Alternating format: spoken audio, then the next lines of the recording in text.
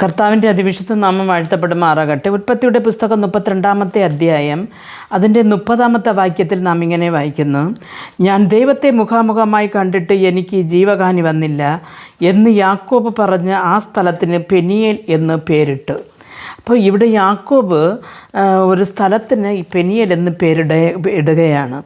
യാക്കോബ് തൻ്റെ അമ്മാവിയപ്പൻ്റെ വീട്ടിൽ നിന്ന് കനാൻ ദേശത്തേക്ക് യാത്ര തിരിച്ച് വരുന്ന ആ സമയത്ത് ഒരു യാബോക്ക് എന്ന കടവ് തീരത്തെത്തിയപ്പോൾ തനിക്ക് തൻ്റെ ജ്യേഷ്ഠൻ്റെ ഓർമ്മ വന്നു. താൻ 2 തവണ തൻ്റെ ജ്യേഷ്ഠനെ പറ്റിച്ചിട്ടാണ് തൻ്റെ ജ്യേഷ്ഠൻ കൊല്ലുമെന്ന് ഭയന്നാണ് താൻ അവിടെ നിന്ന് ഓടിപ്പോയത്.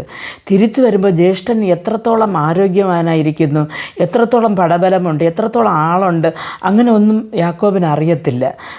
തൻ്റെ കൊല്ലുവാനുള്ള ആ ഒരു ദേഷ്യം തൻ്റെ ജ്യേഷ്ഠന് മാറിയൊന്നും അറിയത്തില്ല. അങ്ങനെയുള്ള ഒരു വല്ലാത്തൊരു പ്രതിസന്ധിയിൽ ഈ യാക്കോബ് എത്തുമ്പോഴാണ് അവൻ തനിക്കുണ്ടായ എല്ലാത്തെയും ഈ യാബോക്കെന്ന ആ കടവ് കടത്തി വിട്ടിട്ട് എൻ്റെ ഇപ്പുറത്ത് തനിച്ചിരുന്ന ഒരു രാത്രി ഫുള്ള ദൈവത്തോട് മല്ലടിച്ച് പ്രാർത്ഥിക്കുകയാണ്: കർത്താവേ, നീ എന്നെ അനുഗ്രഹിച്ചല്ലാതെ ഞാൻ നിന്നെ വിടുകയില്ല എന്ന്. എൻ്റെ പ്രിയ ദൈവമക്കളെ, നമ്മുടെ ജീവിത യാത്രയിൽ പലപ്പോഴും ഇതേപോലെ പല പ്രശ്നങ്ങളുടെ മധ്യയിൽ നാം തെറ്റ് ചെയ്താലും ചെയ്തില്ലെങ്കിലും അറിഞ്ഞോ അറിയാതെ വരുന്ന പല പ്രതിസന്ധികളുണ്ട്. അതൊരു രോഗമാവാം, കടഭാരമാകാം, അല്ലെങ്കിൽ നമുക്ക് പ്രിയപ്പെട്ടവരുടെ രോഗമാകാം, മരണമാകാം. ഇപ്പോൾ ഇങ്ങനെ ഒരു പ്രതിസന്ധിയിൽ നാം എത്തിച്ചേരുമ്പോൾ കർത്താവിനോട് നാം പ്രാർത്ഥിക്കാറുണ്ട്: കർത്താവേ, നീ എന്നെ വിടുവിക്കണമെന്ന്. അല്ലെങ്കിൽ ചില സമയം നാം മനുഷ്യൻ്റെ ഒരു സഹായം തേടി പോകാറുണ്ട്.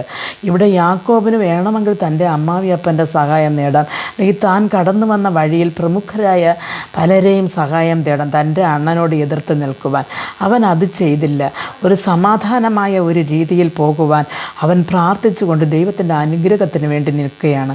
പ്രിയ ദൈവമക്കളുടെ, നമ്മുടെ ജീവിതത്തിൽ പല പ്രതിസന്ധികൾ വരാറുണ്ട്. ആ സമയത്തെല്ലാം നാം തന്നെ ഒരു പ്രതിവിധി അതിന് തേടാതെ ദൈവസന്നിധിയിൽ യാക്കോബിനെ പോലെ നാം പ്രാർത്ഥിക്കുവാൻ തുടങ്ങുകയാണെങ്കിൽ നിർബന്ധമായിട്ടും നമ്മുടെ പ്രാർത്ഥന മുറിയിൽ ഇറങ്ങി വരുന്ന ഒരു ദൈവത്തിൻ്റെ കരമുണ്ട്.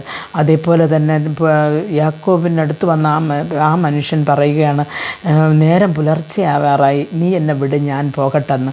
അപ്പോൾ യാക്കോബ് പറയാണ്: നീ എന്നെ അനുഗ്രഹിച്ചല്ലാതെ ഞാൻ നിന്നെ വിടത്തില്ല എന്ന്. അപ്പോൾ ആ ദൈവദൂതൻ ചോദിക്കുകയാണ്: നിൻ്റെ പേരെന്താണെന്ന്. അപ്പോൾ പറയുകയാണെന്ന് യേശാവെന്ന് അപ്പോൾ പറയാണ് യാക്കോബെന്ന് പറയാണ്.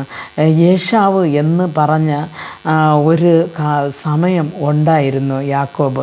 കാര്യം എന്ന് പറഞ്ഞാൽ തൻ്റെ അപ്പൻ്റെ കരങ്ങളിൽ നിന്ന് അനുഗ്രഹം തട്ടി വാങ്ങുവാൻ താൻ യേശാവാണെന്ന് പറഞ്ഞു. ഇവിടെ ദൂതൻ ചോദിച്ചപ്പോൾ തൻ്റെ ഒറിജിനൽ പേര് പറയുകയാണ് യാക്കോബാണെന്ന്.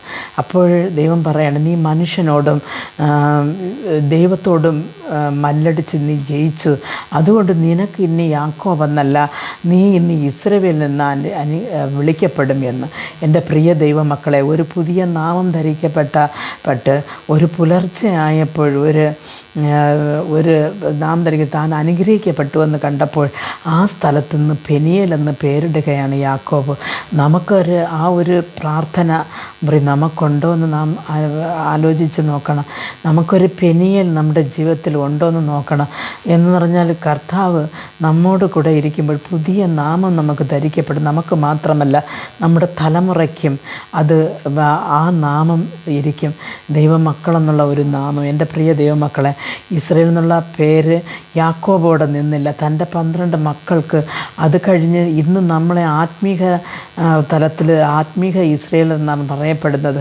അങ്ങനെ തലമുറകളോളം കാലങ്ങളോളം നിൽക്കുന്ന ഒരു പേര് ആ കടവ് തീരത്ത് വെച്ച് ഒരു മനുഷ്യൻ്റെ സഹായം തേടാതെ ദൈവത്തിൻ്റെ പാദപ്പടിയിൽ നിന്ന ഒരു മനുഷ്യന് കിട്ടിയെങ്കിൽ നാം ഇന്ന് പ്രാർത്ഥനാ മുറിയിൽ വിടുന്ന കണ്ണുനീരുകൾ കർത്താവ് ഒരിക്കലും കണ്ടില്ലെന്ന് വയ്ക്കത്തില്ല.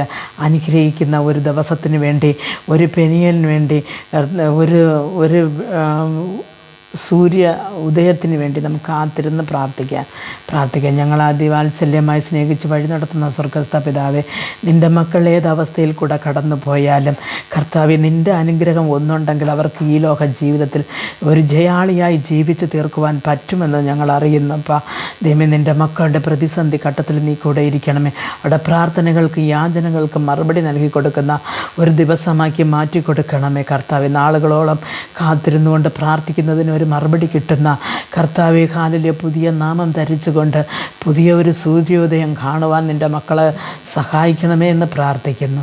സകലതും അപ്പൻ്റെ കരങ്ങൾ തരുന്ന പ്രാർത്ഥന കൃപയോട് കേട്ട് യേശുക്രിസ്തുവിൻ്റെ നാമത്തിൽ മറുപടി നൽകി സഹായിക്കണമേ നല്ല പിതാവേ. ആമേൻ. സ്തോത്രം.